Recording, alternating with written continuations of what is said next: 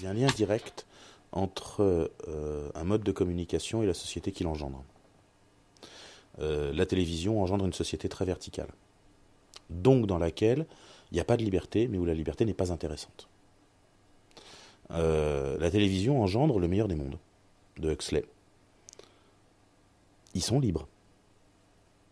Ils n'ont pas envie de l'être. Ils n'ont pas envie de s'en servir. Ils sont libres de faire comme ils veulent, du moment que c'est comme le parti a décidé. Et s'ils font autrement, ils sont juste un objet de curiosité pour mettre dans un loft. C'est ça, hein, le fond du meilleur des mondes. Et en fait, la liberté existe, mais n'a aucun intérêt. Parce que toute la société est moulée, très verticale, etc., etc. Internet, au contraire, comme l'imprimerie des premiers temps, donne un monde extrêmement horizontal. Faut repérer l'imprimerie des premiers temps, c'est une imprimerie dans laquelle, des premiers temps, pas 1500, mais 1750 en France, avec un niveau de fortune relativement moyen, sur petite noblesse, bourgeois un peu aisé, on peut faire imprimer très facilement ses écrits. Donc c'est une forme de liberté d'expression qui est quand même assez grande, qui suppose quand même de la fortune, ce qu'Internet supprime, mais qui donne une société beaucoup plus à plat en fait.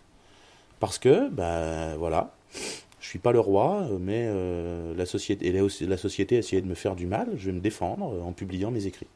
Donc tu obtiens un phénomène similaire, qu'Internet amplifie énormément. Et qui est bien un phénomène où la communication ne se fait plus en unidirectionnel. Tu n'as plus un point unique qui émet la bonne pensée et tout le monde qui la reçoit. Tu as des points qui émettent des pensées. Et c'est ce mélange-là qui crée une société beaucoup plus à plat, très peu hiérarchisée. Et donc ce phénomène-là, tu le retrouves bien dans le fonctionnement d'Internet. Et donc pourquoi les libertés redeviennent au centre ? Parce qu'en fait, avant les libertés, tu t'en foutais. C'est-à-dire ta liberté d'expression, tu voulais en faire quoi ? Comment tu voulais t'exprimer ? T'allais monter ton journal ? Tu vois un peu la fortune qu'il faut. T'allais racheter un journal au groupe Lagardère ? Si t'es pas fils de né milliardaire avec une petite cuillère en diamant, tu peux pas. Donc tu fais ça comment ? Et en fait, la seule bonne façon de s'en sortir, c'était d'être riche et de monter un journal. Donc tu t'exprimes pas. Dans le monde de la télévision, tu t'exprimes pas. Du coup, t'as bien la liberté d'expression, ça t'as le droit de parler de ce que tu veux, mais alors de ce que tu veux avec tes copains au bistrot.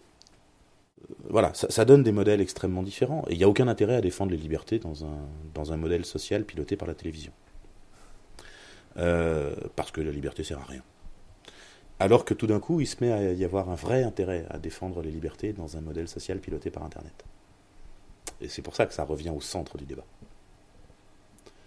Et si jamais ils arrivent à finir de minitéliser Internet, s'ils arrivent de finir de le transformer,